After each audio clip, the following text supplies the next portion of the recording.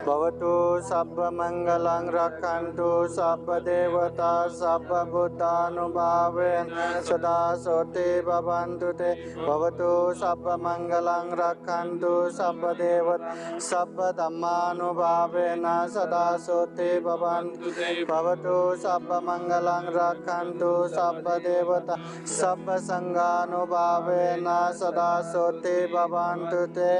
सब पाप सकरणं कुशल उपसंपदा सचित परियोदपनं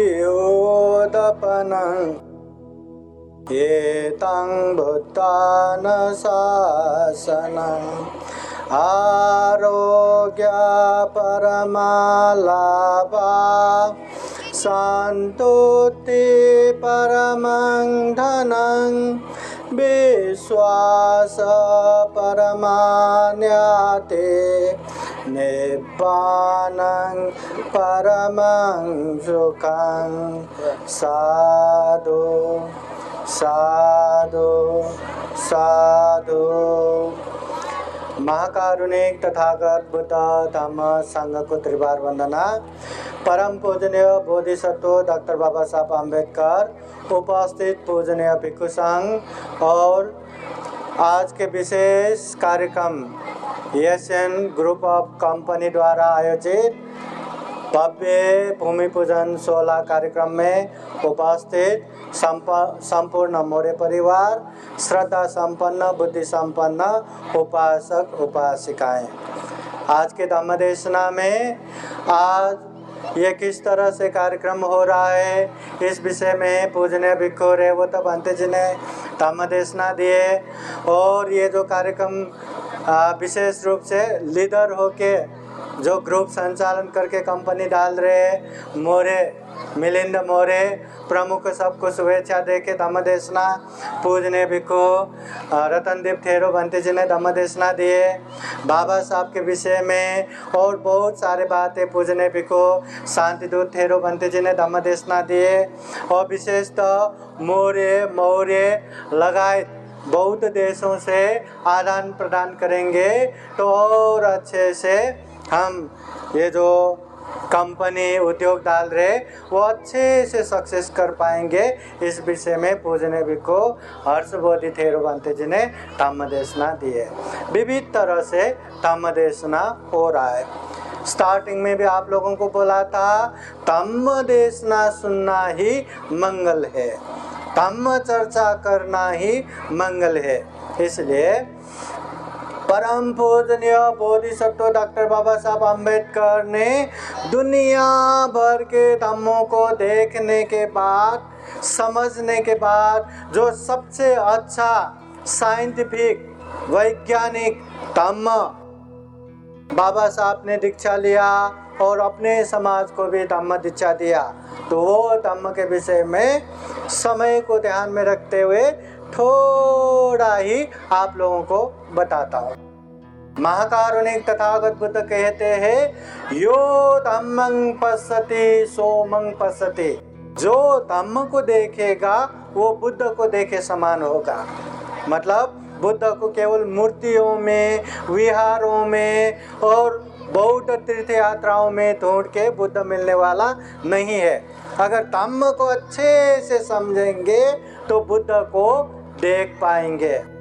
यो गिलानं उपताति सोमं उपताति, तथागत बुद्ध कहते हैं जो बीमारियों का सेवा करता है वो बुद्ध को सेवा करना समान है। इसलिए कभी भी कोई भी बीमार रहा तो अरे कितना घिनौना है, कितना डरावना है, ऐसा दूर होने का नहीं, जितना हो सके उतना सेवा करना चाहिए। क्यों? क्योंकि बीमारियों को सेवा करना बुद्ध को सेवा करना बराबर है। तथागत बुद्ध कहते हैं आरोग्य परमा लाभा संतुति परमं धनं विश्वास परमान्यते निब्बानं परमं सुखं आरोग्य परमा लाभा। जीवन में सबसे बड़ा लाभ क्या है?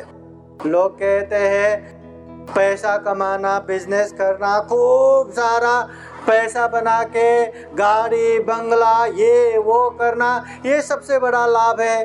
कोई बहुत सारा पढ़ना, डॉक्टर इंजीनियर बनना लाभ है बोलेंगे, बहुत सारे बोलेंगे। महाकारुणिक तथागत बुद्ध कहते हैं आरोग्य परमा लाभा। जीवन में सबसे बड़ा लाभ है निरोग आरोग्य। अगर आप बुखार भी आते ना, बीमार भी होते ना, यहाँ कितना भी बड़ा प्रोग्राम हो, कितने भी पूजने भिक्षु संघ आए, आप लोग यहाँ नहीं आ पाएंगे। आया तो बैठ नहीं पाएंगे, बैठा तो ये धम्म देशना सुन नहीं पाएंगे, समझ नहीं पाएंगे। और धम्म देशना सुन नहीं पाएंगे, समझ नहीं पाएंगे। अरे रे रे रे, यहाँ बैठना आसान है क्या? इतना तो धूप है, इतना गर्म लग रहा है। अगर श्रद्धा न होता, धम्म देशना में विश्वास न होता, तो यहाँ निश्चित रूप से बैठना आसान नहीं है। इसलिए बीमार से मुक्त होके निरोग होना सबसे बड़ा लाभ है। संतुष्टि परमं धनं, दुनिया में सबसे बड़ा धन है संतुष्ट। संतोष जहाँ नहीं है, कितना भी धन संपत्ति रहने दो, वो गरीब के गरीब ही है। हाँ? विश्वास परमान्याति, दुनिया में सबसे बड़ा अपना, जो ज्ञाति बंधु कहते हैं ना, जो अपना, वो विश्वास है। विश्वास रहा तो दुनिया के कोई भी कोने कापचे में जन्म हुआ हो, वो अपना सा लगता है। अगर विश्वास नहीं रहा तो एक ही माँ के पेट से निकले हुए भाई भाई बहन बहन भी दुश्मन जैसा रहता है। इसलिए विश्वास। फिर तथागत बुद्ध कहते हैं निब्बानं परमं सुखं, दुनिया में सबसे बड़ा सुख है तो वो है निर्वाण। निर्वाण जहाँ कोई भी तृष्णा नहीं, क्लेश नहीं। निर्वाण जहाँ कोई किसी प्रकार के दुख नहीं। निर्वाण जिसे विमुक्ति सुख कहते हैं। सबसे बड़ा सुख निर्वाण है। ये बुद्धवाणी है। तो आज विशेषतः कंपनी के लिए भूमि पूजन कार्यक्रम है, इसलिए आज के समय में यहाँ बैठे बैठे मैं याद करता हूँ, कोई भी यहाँ जन्म से धनपति होके नहीं जन्मता, जन्म से डॉक्टर इंजीनियर होके नहीं जन्मता। हाँ, उसके कर्म से, उसके काम से ही वो डॉक्टर इंजीनियर बनता है, उसके कर्म से ही वो धनपति होके जन्म होता है। अभी ऐसे भी विचार आ सकता है कि कोई करोड़पति के घर में जन्म हुआ तो स्वतः धनपति हुआ, मगर अगर वो धन का कदर न हो तो वो धन का भी कोई पहलू नहीं रहता। तथागत बुद्ध के समय में एक धनाढ्य परिवार में जन्म हुआ, एकलौता बेटा, मगर अपने पास पैसा है करके न कोई शिक्षण किया, न पढ़ाई किया, न उद्योग धंधा किया, कुछ भी नहीं किया। खाया पिया, मौज किया, उड़ाया। जवानी में आते आते आते आते उसका सारा संपत्ति खत्म हो गया। कुछ शत्रु ने षड्यंत्र करके लूट लिया, कुछ अपनों ने लूट लिया, कुछ ये हुआ वो हुआ, सब धन खत्म होके जवानी पार होते होते वही शहर में मांगते मांगते खाना पड़ा। धन का कदर ही नहीं है। तो अगर धन का कदर है, अगर वो सही मायने में उद्योग करता है, मेहनत करता है, तो वो भले ही जीरो से स्टार्ट करे, वो धनपति हो सकता है। पहले पहले एक जातक कथा आता है कि एक बहुत विद्वान सेठ एक मरे हुए चूहे को देखते, वो देखकर कहते हैं कि आज बहुत अच्छा नक्षत्र है, जो कोई ये मरे हुए चूहे को लेके जाता है वो जल्दी धनपति हो सकता है। तो सबने सुना है ये मरे हुए चूहे से क्या होगा, सब अपने अपने जगह पे गए, मगर एक भिखारी जैसा एकदम दरिद्र, उसने ये बात सुना और उसको लगा कि ये सेठ तो बहुत पहुँचे हुए हैं, बहुत विद्वान है, ये ऐसे ही नहीं बोलेंगे, चलो मैं लेके जाता हूँ, देखता हूँ क्या होता है। वो मरे हुए चूहे को लटका के गए, वो लेके गए। थोड़ा सामने गया, एक घर में बिल्ली पाल के रखा था, बहुत भूखा था। जैसे ही चूहा देखा एकदम चिल्लाने लगा। उसके मालिक ने देखा, उसको कुछ आना पैसा देके वो खरीद के ले लिया। हाथ में पैसा आ गया। देखो, दरिद्र के हाथ में पैसा आ गया। पैसा आया करके खर्चा नहीं किया, दिमाग, हाँ, उद्योग, परिश्रम। उसने क्या किया, वो पैसे से गुड़ खरीदा, जो मीठा गुड़ खरीदा, उसको ठंडे पानी में मिलाया, मीठा सा शरबत जैसा हो गया। और रास्ते में बैठ के जो एकदम पसीने होके एकदम धूप में तप के वो फूल लेके आते हैं ना, ऐसे लोगों को पानी पिलाने लगा। अभी इतने धूप में ठंडा पानी पिलाया, वो भी शरबत पिलाया, तो कितना खुशी की बात। सब लोग खुश होके 2-2, 4-4 फूल उसको देके गए। देखते ही देखते बहुत सारा फूल हो गया। फिर वो फूल उसने बेचा, उससे और ज़्यादा पैसा आ गया। फिर और ज़्यादा गुड़ खरीद के लाया, और ज़्यादा शरबत बनाया, और ज़्यादा पिलाने लगा। और ऐसे करते करते उसके पास कुछ ज़्यादा ही पैसा आने लगा। अभी तो क्या हुआ, जहाँ जहाँ वो पेड़ में वो फूल लेते हैं ना, तो वहाँ माली के पास जाके वही पानी पिलाने लगा। तो वो पानी पी के बहुत खुश होके, जो जितना फूल लेना है लिया, और बाकी रह लो, जितना तुम लेना है ले लो करके उसको ही छोड़ के गया। और वहीं पेड़ से ही वो फूल ले लेके बहुत सारा हो गया, उसको बेचा, बहुत पैसा आने लगा। करते करते एक दिन बहुत ही आंधी तूफान आ गया। जो राजा का बगीचा है, वो बगीचे में पुराना पेड़ गिर गया, बहुत झाड़ पत्ते हो गया कि वो बगीचे में साफ करने वाला माली हैरान, अभी कैसे साफ करूं। उस समय वही इंसान आया और उसने बोला, क्यों परेशान हो, अरे ये कौन साफ करेगा। तो वो बोला, मैं साफ कर देता हूँ, मगर जो भी झाड़ पत्ते मैं लेके जाता हूँ। तो उसने कहा, अरे ये तो बहुत अच्छा है, जाओ जाओ जाओ, साफ भी करो, लेके भी जाओ। उसने क्या किया, गुड़ पानी जो शरबत है ना, वो शरबत ऐसे बच्चे लोगों को पिलाया, और बच्चे लोगों को लेके एक ही झटके में सारा साफ करके एक जगह पे ढेर लगा दिया। फिर क्या हुआ, उसी समय में ये आंधी तूफान आने से जो राजा का वो मिट्टी का बर्तन बनाने वाले, उसके पास आग लगाने के लिए झाड़ पत्ता ही नहीं, खत्म हो गया। कहाँ कहाँ ढूंढा, नहीं मिला। और वहीं जाके मिला तो उसने मुंह मांगा पैसा, या बोले तो उससे भी ज़्यादा पैसा देके वो लेके गया। तो उसके पास और पैसा आ गया। करते करते उसके पास ज़मीन में काम करने वाला भी बहुत सारे दोस्त बन गए, जहाज में काम करने वाले भी दोस्त बन गए। शरबत पिला पिला के जो घास का काम करने वाला, उन लोगों को भी बहुत पिलाया। वो लोग भी जो घास है ना काट के लाए, वो देते थे, पर नहीं अभी नहीं चाहिए, जब चाहिए मैं मांगूंगा, ठीक है करके बहुत खुश। एक समय उसको पता चला कि 1000 घोड़ा लेके व्यापारी लोग वो शहर में आने वाले।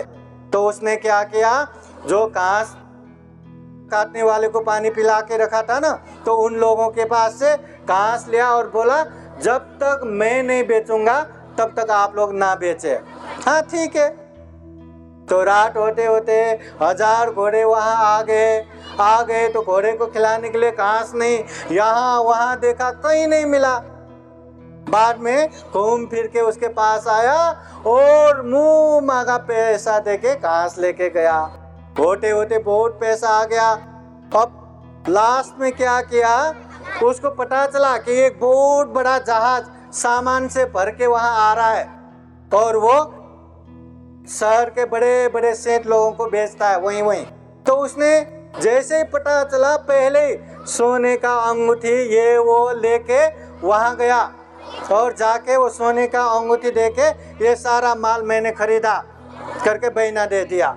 और उसने वहाँ एक ऐसे तंबू ऐसा ऑफिस जैसा बना के वहाँ बैठा और जो भी व्यापारी लोग यहाँ आते मुझसे मिलाओ। तो जैसे शहर में पता चला कि माल आ गया, बड़े बड़े 100 सेठ लोग वहां भागा भागा आ गया, और वो तो पहले बेच चुका था। तो सब ने वो जहाज के जो सामान लेने के लिए, शेयर लेने के लिए हजार रुपया, और सामान खरीदने के लिए हजार, इस तरह 2,000 दे के वो सामान उन लोगों ने ले लिया। इस तरह से एक ही झटके में देखते ही देखते मरे हुए चूहे से 1 लाख, उन जमाने में जब आना की बात होता है ना, 1 लाख बड़े तो बहुत बड़ा है, 1 लाख कमाया। तो वो पैसा लेके वो सेठ को देने जाते हैं, आपकी वजह से मैंने धन कमाया, ये आपका ही है। सेठ बोलते ये मेरा नहीं, तुमने कमाया, तुम्हारा ही है। फिर सेठ ने सोचा कि एक झटके में मरे हुए चूहे से इतना धन कमाया, मतलब ये सामान्य इंसान नहीं है, चलो इसको मैं सेठ बना देता हूँ करके अपनी पुत्री उससे विवाह करके शहर का श्रेष्ठ धनपति बना के रखा। मतलब ये एक कहानी है, बौद्ध साहित्य जातक में आता है। मतलब मरे हुए चूहे से भी लाखों कमाया। जो मेहनत करता है, जो परिश्रम करता है, जो दूसरों को दुख नहीं देता, तकलीफ नहीं देता, शोषण नहीं देता, बल्कि सबका हित कल्याण के लिए, बहुत लोगों के हित कल्याण के लिए चलता है, उन लोगों को साथ देने वाला भी बहुत सारा मिलता है। और साथ देने वाला ज़्यादा मिल गया तो वो कंपनी हो, उद्योग हो, बिजनेस हो, वो तो सफल होना ही है। इसलिए हमेशा याद रखना, हमें खुद भी अच्छा होना है और दूसरों को भी अच्छा करना है। खुद का भी कल्याण करना है, दूसरों को भी कल्याण करना है। खुद भूखा रह के दूसरों को खिला के ही बैठूं, ये संभव नहीं है। खुद दुखी हो के दूसरों को सुखी हो ये कहना भी संभव नहीं है। इसलिए खूब मेहनत भी करना है, परिश्रम भी करना है, हमारा भी कल्याण करना है, अपनों का भी कल्याण करना है, सबका हित कल्याण करना है। और मिलिंद मोरे जिस तरह से भोजन के समय में यहाँ भाषण दे रहे थे, ये गांव में 1 से 10 लोगों को रोजगार देना है, पूरे महाराष्ट्र में फैला के 30,000 लोगों को रोजगार देना है, ये करना है, वो करना है। अगर धम्म का वो संस्कार न होता, अगर बाबा साहब का वो संस्कार न होता, बुद्ध का वो शिक्षा न होता, शायद ऐसी बातें न करता। खुद का ही कल्याण करेंगे या ज़्यादा से ज़्यादा करेंगे तो एशियन जो ग्रुप है, ग्रुप के मेंबर लोगों का कल्याण करेंगे, इतना ही सोचता। मगर बाबा साहब के विचारे, भगवान बुद्ध के विचारे, खुद भी अच्छा होना, दूसरों को भी अच्छा करना, खुद भी खुशी रहना, दूसरों को भी खुशी बनाना, खुद भी जीना और दूसरों को भी जीने देना। तो ये महान विचार लेके जो यहाँ बहुत बड़ा कंपनी स्टार्ट होने वाला है, उसके लिए पूजने भिक्षु संघ को आमंत्रण करके विशेष भव्य भूमि पूजन कार्यक्रम संपन्न हुआ है। हम पूजने भिक्षु संघ से आप लोगों को ढेर सारा शुभकामना देते हैं, अभिनंदन करते हैं। बुद्ध धम्म संघ के अनुभव से खूब आशीर्वाद देते हैं कि ये जो कंपनी है इसका खूब उन्नति हो, प्रगति हो, कल्याण हो, बहुत सारा प्रगति कर सके, बहुत सारा कल्याण कर सके, और ज़्यादा कंपनी एक जगह नहीं, 10 जगह नहीं, 100 जगह पूरे महाराष्ट्र में फैला सके, ये हम आशीर्वाद देते हैं। और अंत में जितना भी हमने आज यहाँ पूजने भिक्षु संघ को बुला के बुद्ध धम्म संघ के शरण में जाके पंचशील ग्रहण किया, परित्राण श्रवण किया, संघ भोजन दान दिया, धम्म देशना सुना, ये सारे के सारे पुण्य है, धम्म है। इस पुण्य धम्म के अनुभव से कंपनी का उन्नति हो, प्रगति हो। ये विशेषतः मिलिंद मोरे उपासक, उनके संपूर्ण ग्रुप मेंबर, सारे परिवार, बंधु बांधव, सबके जीवन में बुद्ध का आशीर्वाद, धम्म का आशीर्वाद, संघ का आशीर्वाद हमेशा रहे।